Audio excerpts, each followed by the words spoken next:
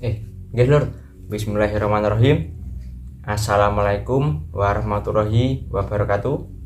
Salam bahagia, salam persaudaraan bagi seluruh perguruan se-Indonesia se-Nusantara. Salam bahagia, salam persaudaraan khususnya bagi sedulur kula saking PSHT. Nggih Lur, kembali lagi di channel Pendekar 22. Pada kesempatan kali ini Lur, pada siang hari nggih, kali ini saya akan mengasih tahu atau memberitahu nggih tata cara atau langkah-langkah bagi yang ingin ikut latihan di PSHT nggih.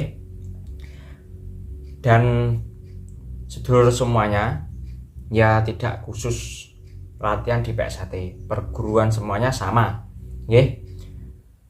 Perguruan sama, satu tujuan, tapi dengan cara penyampaiannya, cara pembelajarannya berbeda-beda, tapi tetap satu tujuan kayak gitu. Tujuannya apa Mas? Tujuannya ya dipikir pribadi masing-masing lah kayak gitu nggih. Dan kali ini saya akan membahas tentang langkah-langkah untuk masuk di perguruan PSHT. Dan gak usah lama-lama Lur ya, tapi kita ngopi dulu. Ngopi tinggal separuh Lur.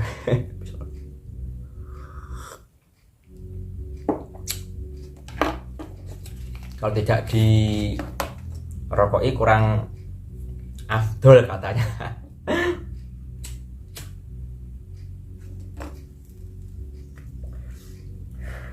Ya Lur, langkah untuk menjadi ikut latihan PSHT yang pertama yaitu punya niat ya. Yang pertama punya niat untuk ikut di latihan PSHT. Punya niat yang besar, tekad yang besar, dan sabar terutama untuk mengikuti latihan PSHT. Yang kedua minimal masalah umur. Kalau masalah umur di daerah kami, di ranting kami khususnya, yaitu kalau cowok itu 17 tahun nggih. Kalau masalah cewek, yang cewek itu 14 tahun kayak gitu ya, minimal lah kayak gitu, minimal segitulah.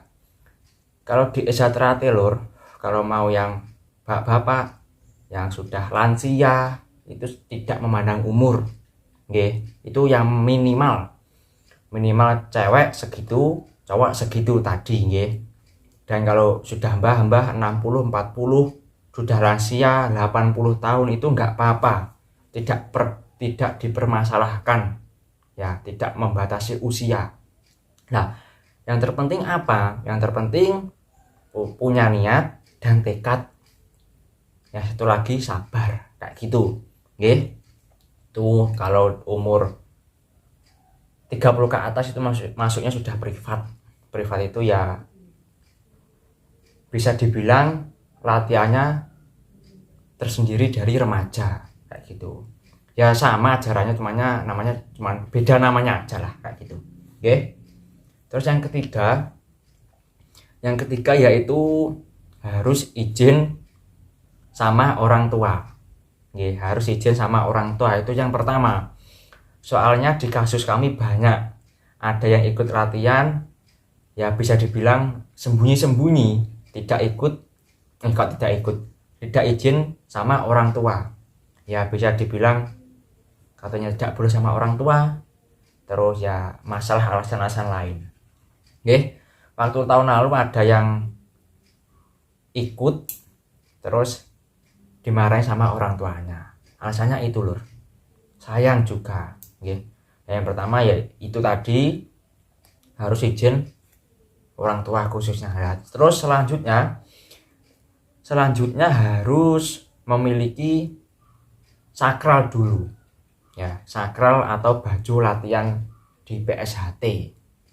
Gak usah beli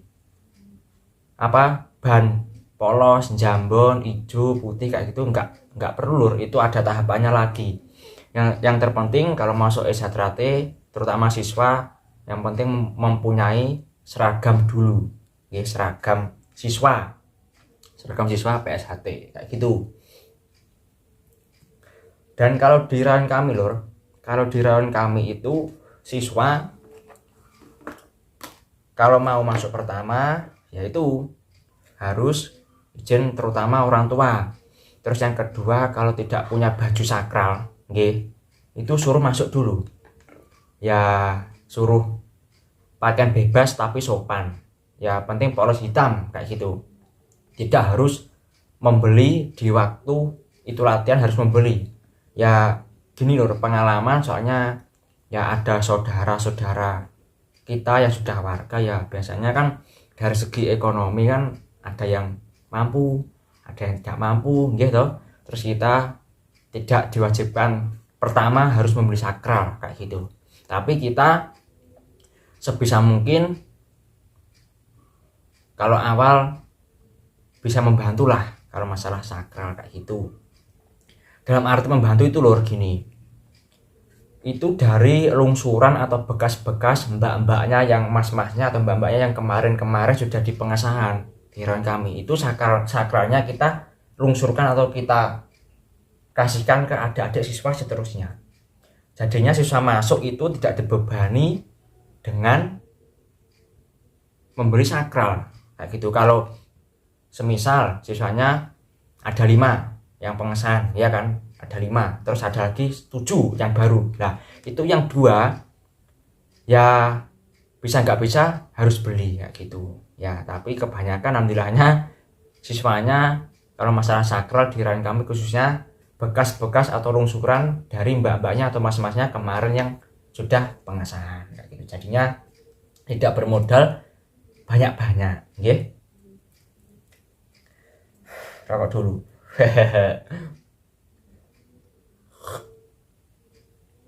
Jadinya tidak bebani siswa lur. Nggih. Terus kalau masalah sakral harus yang ada beniknya. Kalau siswa sakral siswa itu ada beniknya, tidak tali. Itu membedakan, kalau tali itu khusus warga, nggih. Kalau benikan kancingan itu khusus siswa. Jadinya ada perbedaannya lur. Terus saya lihat di rayon ranting lain tuh siswa itu pakai tali, sakral tali kayak gitu. Itu bisa dibilang ya kalau tidak orang tahu ya warga kayak gitu. Ya, ada bedanya kalau masalah sakral. Nah, yang selanjutnya yaitu harus menabung. Siswa harus wajib menabung khususnya di rayon kami atau di ranting kami. Harus menabung. Soalnya apa? Buat biaya pengesahan lur, buat biaya pengesahan itu ya bisa dibilang agak mahal lah kayak gitu nggih. Mahalnya itu tidak sebanding sama ilmu yang didapat. Gitu. Tidak sebanding sama ilmu yang didapat. Ilmu yang didapat para leluhur kita dari PSHT sudah gimana ya, sudah memperjuangkan gitu, sudah memperjuangkan tidak bisa dinilai dengan segi uang. Yang penting ikut SHT itu niat, sabar, telaten gitu kayak gitu. Kalau masalah pengesahan mau 1 tahun, 2 tahun, 3 tahun itu tergantung di rayon sama di ranting kayak gitu. Kalau sekiranya umurnya sudah cukup, dari segi materi sudah hafal, ya administrasi sudah ada, ya insya Allah bisa disahkan kayak gitu okay. Enak aja loh latihan di PSHT ya, tidak di PSHT aja lah, semua perguruan itu sama, itu dituju ya satu tujuan. Kalau tujuannya apa, pastilah pribadi masing-masing kayak itu gitu. Yang namanya aja persaudaraan kita, maupun berbeda pencak silat, berbeda kaos, berbeda lambang, namanya aja persaudaraan. Kita lebih banyak untuk mencari saudara lur. Yang terpenting mencari saudara itu sangat susah gitu, sangat susah. Kalau mau mencari musuh, kita dibilang 4 mata ya pelik-pelikan atau inget-ingetan aja, mata sama mata itu bisa menimbulkan musuh. Sangat gampang kalau musuh. Kalau mencari saudara lur sangat sulit sekali. Makanya dirakatkan dengan persaudaraan. Semua itu saudara semuanya, tidak membedakan kubu A, kubu B, C, D dan selanjutnya, kita sama saudara. Oke. Nah, itu tadi langkah-langkah ikut PSAT. Yang terpenting niatnya ada, terus tidak main-main kalau ikut. Yaitu kebanyakan para siswa sekarang takut izin sama orang tua, tidak boleh, alasannya gini. Ya tidak boleh, ya nggak apa-apa kalau orang tua tidak mengizinkan. Oke. Kalau khusus yang masih sekolah, yang terutama itu, yang pertama harus sekolahnya dulu diutamakan, belajar, harus wajib belajar. Sekolah itu pertama, yang kedua baru pencak silat, khusus yang masih remaja atau masih sekolah ya. Soalnya ya saya juga alhamdulillah pelatih, jadinya sering menangani kasus-kasus yang si A, si B ada masalah ini kayak gitu. Oke. Kalau masalah sakral tadi, kita tidak membebani siswa. Kalau cukup sakralnya ya kita lungsurkan atau kita kasihkan ke adik-adik selanjutnya lagi. Ntar kalau adik sudah dikasih, adik yang ini tak jadi warga, kita lungsurkan lagi ke bawahnya. Kayak gitu. Biasanya ya ada yang beli, kalau orang tuanya mampu ya beli, sudah dibelikan. Kalau yang tidak mampu ya kita bantu yang bekas-bekas mas-masnya atau mbak-mbaknya kemarin tahun lalu, kayak gitu lur. Guys, semua perguruan sama, yang penting jaga persaudaraan lur. Yang terpenting itu jaga persaudaraan, khusus siswa dimanapun berada. Ya saya berpesan lebih semangat lagi latihannya, terus lebih berbakti kepada orang tua. Jadinya gini lur, sebelum ikut latihan sama sudah ikut latihan itu harus dibedakan. Yang sebelumnya belum ikut latihan nakal, terus dablek kayak gitu, uraan, terus pokoknya ya nakal kayak gitulah. Sesudah ikut latihan itu bisa dirubah semuanya, dari segi nakalnya dirubah, dari segi keluyurannya dirubah. Yang masih sekolah ya belajar, berbakti kepada orang tua, berbakti kepada sesama, dan berbakti pada pelatih kayak gitu. Adik-adik siswa kalau tidak ada pelatih sama tidak jadi apa-apa. Makanya satu falsafah, satu kata-kata, eling marang asali. Itu pesan saya.